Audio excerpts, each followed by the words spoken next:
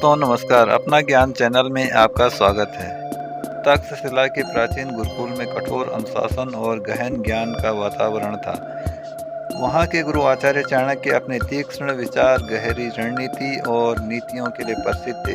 दूर दूर से विद्यार्थी केवल एक ही उद्देश्य से आते थे, चाणक्य की नीति सीखने। एक दिन दो शिष्य आरव और वेद आपस में तीखी बहस कर रहे थे। विषय था सच्चा बुद्धिमान कौन है।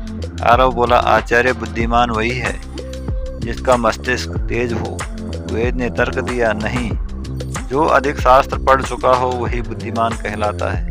परंतु उनका विवाद बढ़ता गया और समाधान नहीं निकला। अंत में दोनों ने सोचा इसका उत्तर केवल आचार्य चाणक्य ही दे सकते हैं। वे आचार्य के पास पहुंचे और अपनी जिज्ञासा रखते हुए बोले, गुरुदेव, हमें बताइए कि बुद्धिमान कौन कहलाता है। चाणक्य ने दोनों को देखा, उनकी आंखों में सीधी दृष्टि डाली और बोले, पहली पहचान, जिसका मन शांत हो उसका निर्णय सही होता है। चाणक्य ने कहा, जिसका मन उत्तेजना में है वह सही और गलत का भेद नहीं कर सकता। क्रोध और जल्दीबाजी बुद्धि को नष्ट कर देते हैं। शांत मन से लिया गया निर्णय ही विजय का मार्ग प्रशस्त करता है। आरव का सिर झुक गया, उसे अपनी गलती का एहसास हो चुका था। दूसरी पहचान, कम बोलने वाला अधिक सीखता है। चाणक्य बोले, जो निरंतर बोलता रहता है वह वही दोहराता है जो उसे पहले से पता है, लेकिन जो सुनता है वह संसार से नया ज्ञान प्राप्त करता है।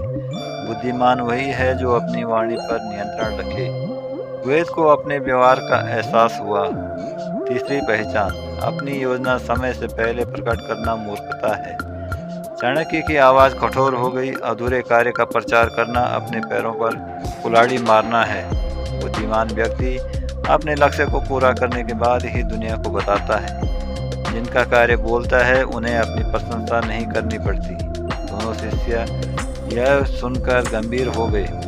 चौथी पहचान, बुद्धिमान अपनी भूल को तुरंत स्वीकार कर लेता है। चाणक्य ने कहा, गलती मान लेने से व्यक्ति छोटा नहीं होता, बल्कि वह महान कहलाता है जो अपनी भूल से सीख ले। जो गलती छुपाता है उसका पतन निश्चित है। पांचवी पहचान, हार स्वीकार कर लेना मूर्खता है, परिश्रम छोड़ना पाप है। चाणक्य की दृष्टि और कठोर हो गई। गिरना कमजोरी नहीं, परंतु गिरकर उठने से इनकार कर देना सबसे बड़ी मूर्खता है।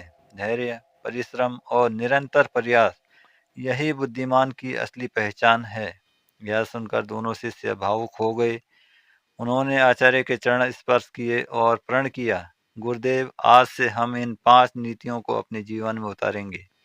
चाणक्य मुस्कुराए और बोले, पुत्रों, बुद्धिमानी जन्म से नहीं आती, यह संघर्ष, अनुशासन और अनुभव से अर्जित होती है। यदि तुम आज से ही बदलना शुरू कर दो तो एक दिन दुनिया तुम्हें बुद्धिमान ही नहीं बल्कि महान कहेगी। यह कहानी अच्छी लगे तो लाइक करें, शेयर करें, चैनल को सब्सक्राइब करना ना भूलें। मिलते हैं ऐसी ही प्रेरणादायक कहानी के साथ। धन्यवाद।